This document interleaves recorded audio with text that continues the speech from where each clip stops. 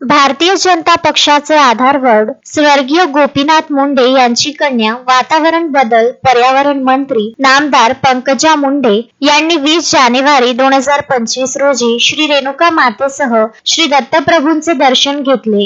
यावेळी त्यांनी महाराष्ट्रातील जनतेची सेवा करण्याची शक्ती दे अशी मातेचरणी प्रार्थना केली। 20 जानेवारी 2025 रोजी सोमवारी दुपारी 3 वाजता नामदार पंकजा मुंडे यांचे शहरात प्रथमच आगमन झाले असता दत्त चौक टी पॉइंट येथे आमदार भीमराव केराम यांच्यासह कार्यकर्त्यांकडून जंगी स्वागत करण्यात आले। तसेच भारतीय जनता पक्ष माहूर तर्फे फटाक्यांची आतिषबाजी व जेसीबी द्वारे पुष्पवृष्टी करून त्यांचे स्वागत करण्यात आले। त्यानंतर स्वर्गीय गोपीनाथ मुंडे यांच्या प्रतिमेचे पूजन व पुष्पहार अर्पण करून अभिवादन केले। त्यानंतर गडावर जाऊन श्री रेणुका मातेस साडी चोळी खण नारळाची ओटी विडा प्रसाद अर्पण करून महाआरती केली। संस्थानतर्फे विश्वस्त तथा पुजारी संजय कान्हव अरविंद देव दुर्गादास भोपी बालाजी जगत यांनी त्यांचा शाल श्रीफळ प्रसाद देऊन सत्कार केला। श्री दत्तशिखर संस्थान येथे जाऊन त्यांनी श्री दत्तप्रभूंचे दर्शन घेत परमपूज्य महंत